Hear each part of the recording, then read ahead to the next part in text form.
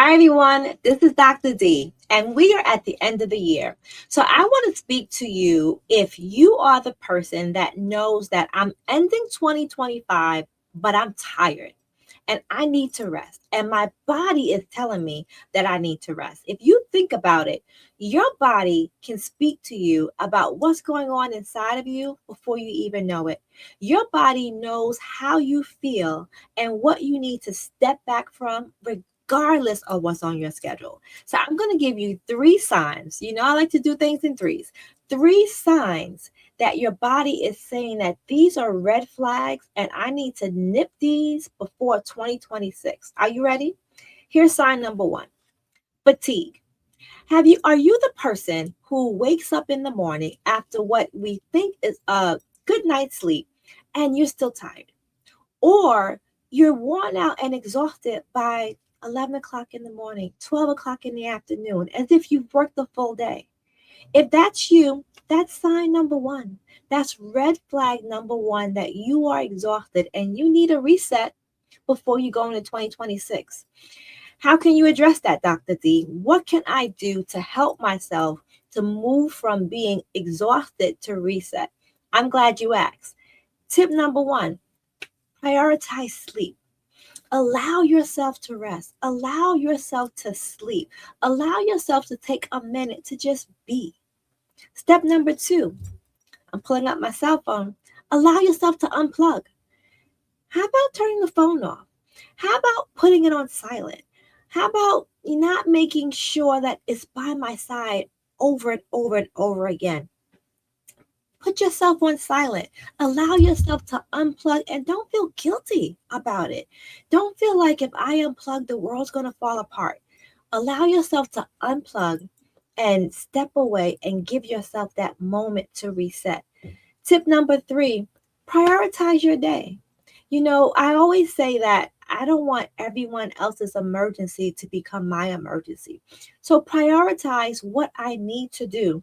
And maybe don't do everything in one day. If we have 10 things to do today, maybe prioritize the top two that I need to do.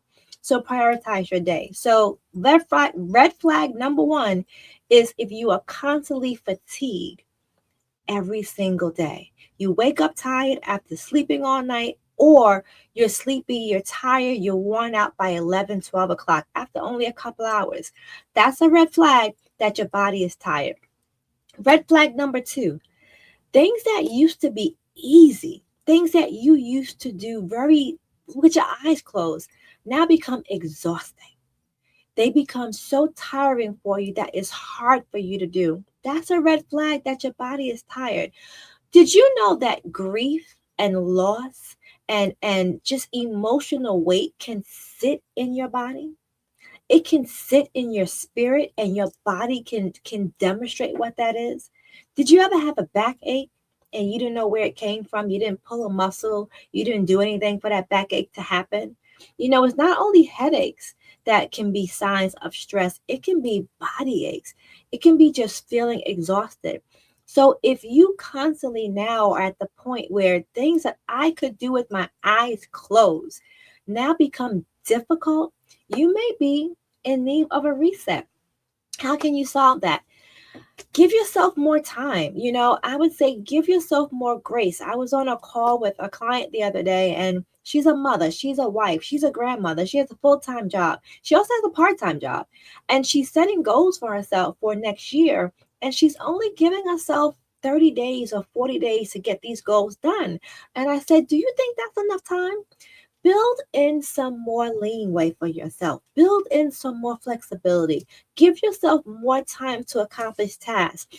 That doesn't mean you're procrastinating. It doesn't mean that you're not being a good steward over your time. It actually is just the opposite, because you're being responsible with your livelihood. You're being responsible with your time, and you're being realistic as to what you can and cannot do.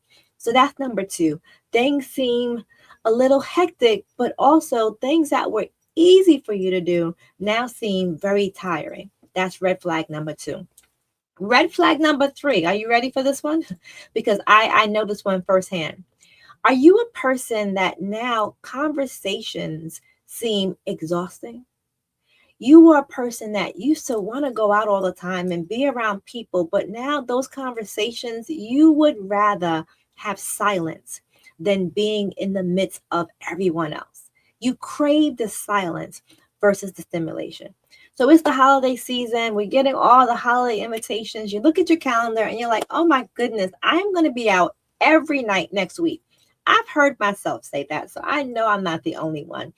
And you're like, why am I going to be out every day?